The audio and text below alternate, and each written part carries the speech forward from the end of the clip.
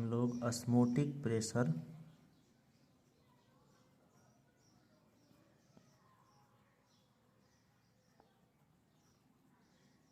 का डिस्कस करेंगे। Osmotic pressure,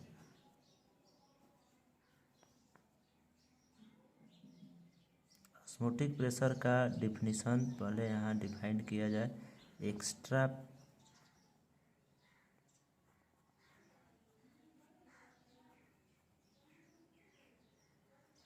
pressure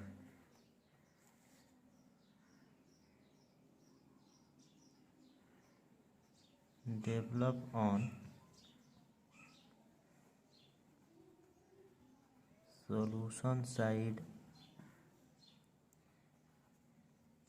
to stop the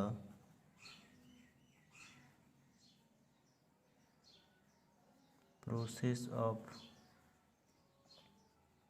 osmosis is called osmotic pressure।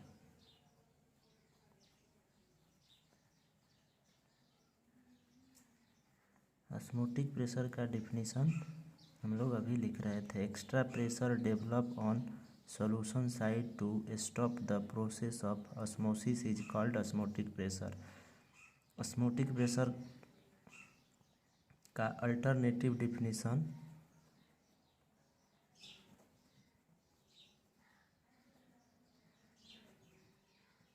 इस तरह भी लिखा जा सकता है। Extra pressure develop on solution side to stop the flow of solvent through SPM is called the osmotic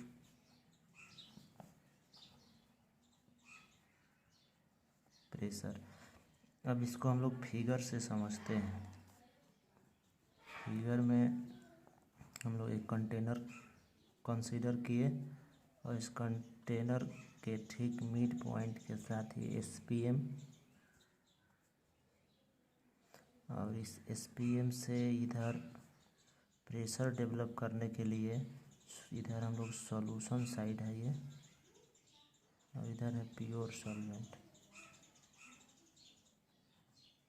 जैसा कि डिफिनीशन में लिखा गया है, extra pressure develop on solution side to stop the flow of solvent through SPM is called the osmotic pressure.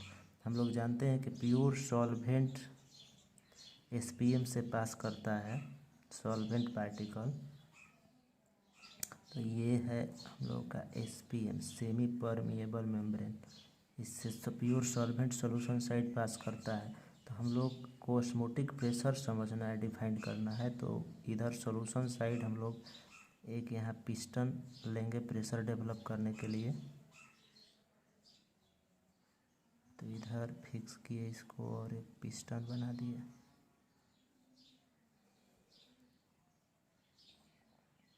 Extra pressure develop करने के लिए तो इधर एक्स्ट्रा प्रेशर तब तक डेवलप करेंगे जब तक कि ये जो सॉल्वेंट पार्टिकल SPM से पास कर रहा है वो स्टॉप ना हो जाए, रुक ना जाए, उतना प्रेशर इधर डेवलप करेंगे। और जैसे ही उस प्रेशर पर ये सॉल्वेंट पार्टिकल इधर मूव करना स्टॉप हो जाएगा, तो उसी एक्स्ट्रा प्रेशर को जो सॉल्यूशन साइड डेवलप हुआ है उस प्रेशर को हम लोग ऑस्मोटिक प्रेशर बोलते हैं।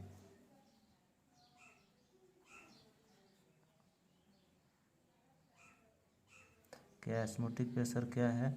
Extra pressure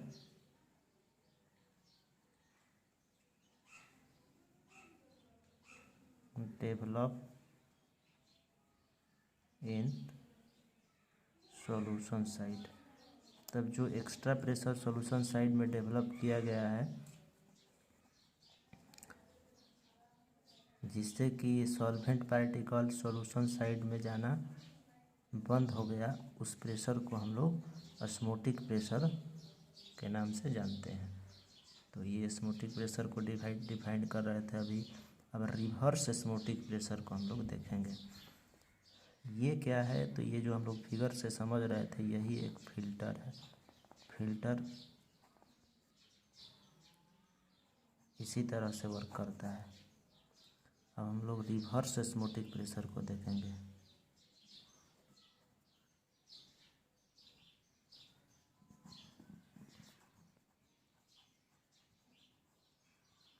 reverse osmotic pressure क्या है? If the pressure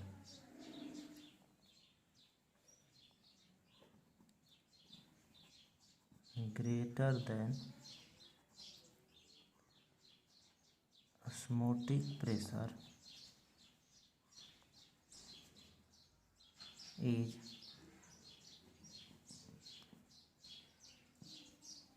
applied on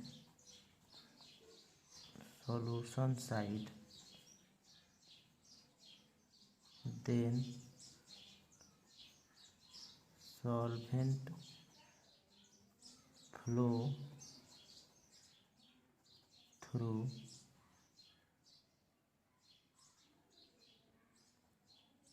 to pure solvent। तो देन सॉल्यूशन यहाँ लिखना चाहिए, solution flow through the pure solvent side. This process is called reverse osmotic pressure। Reverse osmotic pressure, तो ये topic में ही concept है कि जो प्रेशर हम लोग एक्स्ट्रा डेवलप किए थे इधर की सॉल्वेंट रुक जाए और इधर प्रेशर डेवलप करें, रुकने के बाद कि इधर सॉल्यूशन जो है प्योर सॉल्वेंट के तरफ मूव करने लगे, तो उस प्रेशर को हम लोग रिवर्स ऑस्मोटिक प्रेशर के नाम से जानते हैं। मतलब एक बार इसको फिर से समझें तो ऑस्मोटिक प्रेशर को फिर से रिकॉल करते हैं। ऑस्मोटिक प्रेशर के लिए हम लोग समझने के लिए डायग्राम लिए। इस डायग्राम में क्या किए, हम लोग एक कंटेनर लिए, इसके बीच में ये हम लोग एसपीएम का लेयर बनाए। इस एसपीएम के इस साइड प्योर सॉल्वेंट और दूसरे साइड सॉल्यूशन रखें।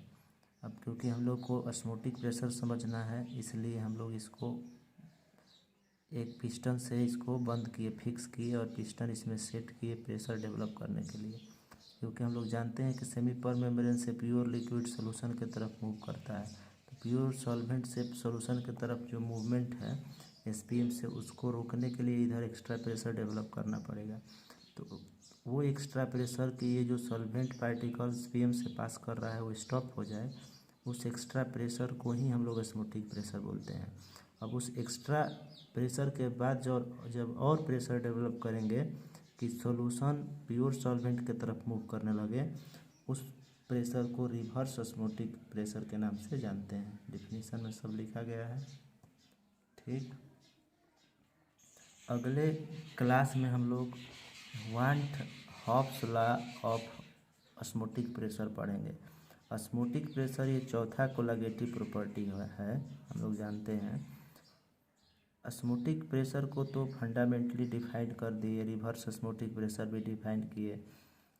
इस ऑस्मोटिक प्रेशर को पूरा मैथमेटिकली या लॉ से डिफाइंड वांट हॉफ द्वारा किया गया है।